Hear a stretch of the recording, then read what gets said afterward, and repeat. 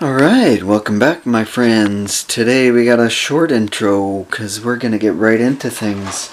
Back on the bench, upside down GTX. How about that? It's so fast it flipped upside down. So that's what we're going to do. I don't want to dump all my stuff out. Just give you a glimpse of what we're doing. We'll flip the camera around and show you where we're at.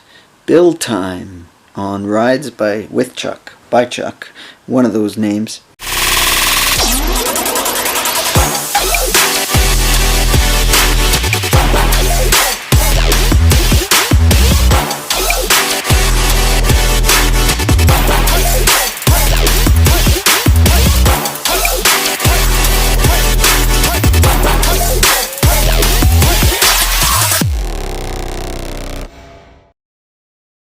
Okay kids, we got everything cut out and seats are a little more shinier than what I thought they would be, but you know what, that's okay, I don't mind it.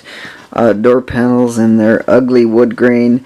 Too bad I didn't have a decal wood grain I could have stuck on there, but then it wouldn't have worked good with the chrome trim, and yeah, my ugly chrome trim. Rear armrests, they have a little pin there. You're supposed to pin them on there. It even says in the destructions, where is it? Right there. See, armrests, a little hole. Put that in the hole. But if you look on the piece, there's nothing there. But not a big deal. We'll just cut that little nib off and not worry about it, or nipple, or whatever you want to call it. Now the other thing I did, because GTX actually have a dash pad, I think I'm gonna paint the top and then put tape over top of it, and I'll show you how I do that after I paint this and let that dry out. I'm not going to use the green tape. I masked out my wood grain and detailing on that. I'm going to use the white mask and then cut it at the edge, and I'm going to use this because that gives it that kind of vinyl look here, and and then paint that actually. So that's what the plan of attack there is. The next day. Okay, let's fast forward a day my friends. I painted up that dash part and it kind of looks the way I want-ish. And the other thing I did was I glued the shifter in. That's actually a 4-speed shifter, but I cut the 4-speed section off. Do I have it to show? No, I don't.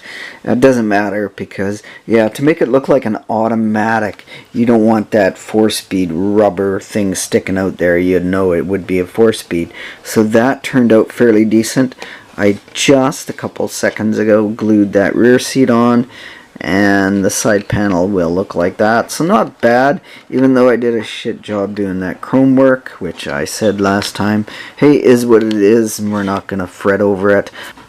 And we taped off the dash pad section. It's about that big-ish, and then we'll just flat black paint there. We'll just do that acrylic.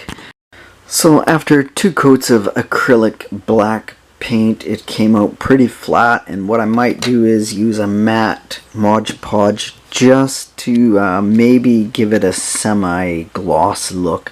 We'll give it a shot, a little bit of an experiment, and it'll build up an extra layer to make that look like an actual pad. So I don't know if the lighting in here is catching this or not, but is what it is. Okay, I can't remember where I left off from previous videos, but my interior is ready to assemble and put together.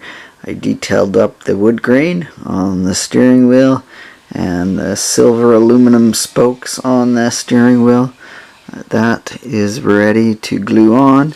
Now that is just mocked up right now because that is just trial fitting that. So ready to glue the side panels on. Dash is done up, ready to install. Look at that little transition. I think that helps a little bit, gives it a little extra detail. Not the cleanest job I've done or did do, but hey, that's sometimes that's okay.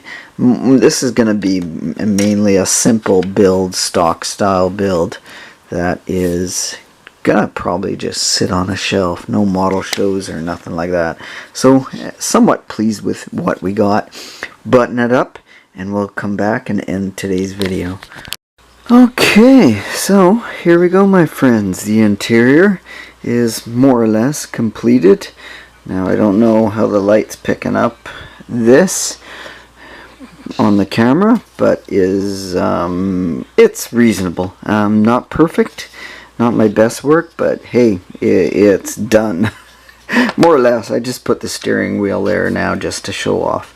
I gotta do that and put that little, there is a little chrome piece on the back right by my fingernail that I need to do up. So just a couple small things, but I wanted to end this video, so that's why I'm doing this. And a little black dot on the shifter ball, because they had automatic transmissions there, had a little detent that you press down and you could put it into gear.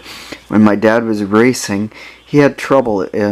When he shifted the car up, it didn't have a neutral lockout, so a lot of times he'd knock it up to neutral. Anyhow, this is completed, and that means we'll be going on to our next step, which I gotta paint this body and let it dry and air out, and finish that up and go on to our next project. So thanks for checking out today's awesome video on the GTX. At least it's awesome in my mind. The other thing I gotta mention is, if you've made it this far in the video, hey, you know what? I have to grow my beard out because I've been asked to do a movie shoot, and it's a fairly large movie here at Port Alberni. I put my name in, and it's supposed to be a rougher looking person, an outdoors person, an off-grid person is going to be my part. So I haven't got 100% on what they want me to do in that scene or scenes, so we'll find out at a later date. Other than that, hey, we're ending the train for the season. It's been a ton of fun, and I'll update you that later. So anyways, blah blah blah time. So Chuck, end it. Thanks for watching, my friends. GTX build, awesome replica of my dad's car. We'll see you next time. Stay awesome until next time. And yep, cheers, my friends. Hibbity, hibbity, hibbity. That's all, folks.